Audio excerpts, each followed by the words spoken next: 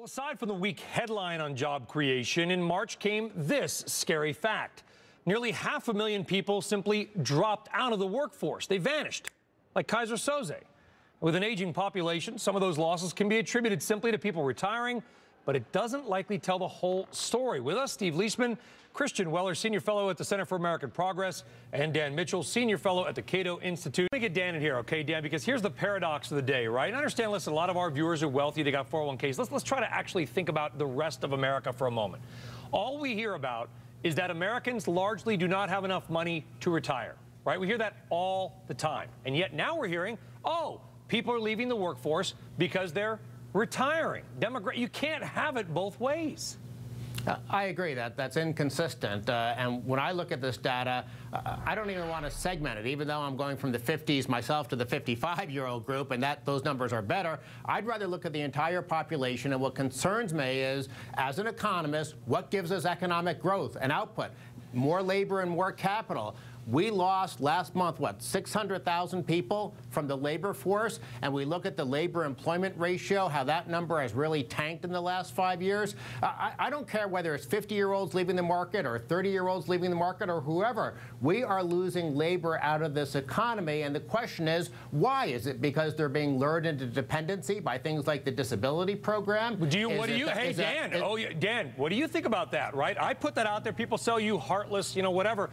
The reality is the number of people on disability has gone up millions the last few years, even as workplace sort of hazard rates have come down.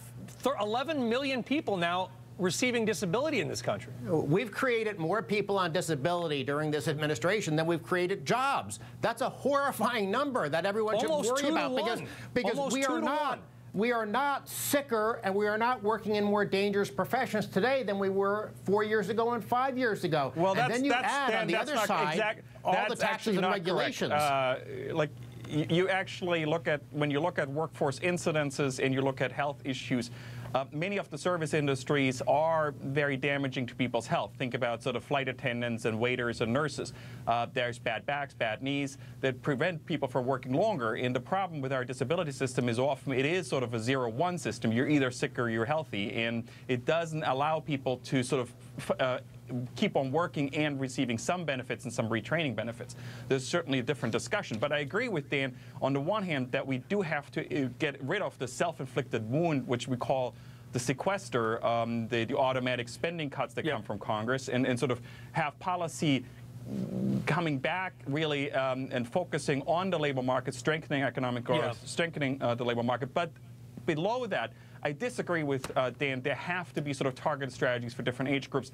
The problems that young workers face are different from the problems that older workers face who have seen their health insurance and their portfolios being decimated. Agreed. And guys, we have fodder. Guys, we have fodder for a lot of further discussion. Steve, I'm sure will join in. Christian, Dan, thank you all very much.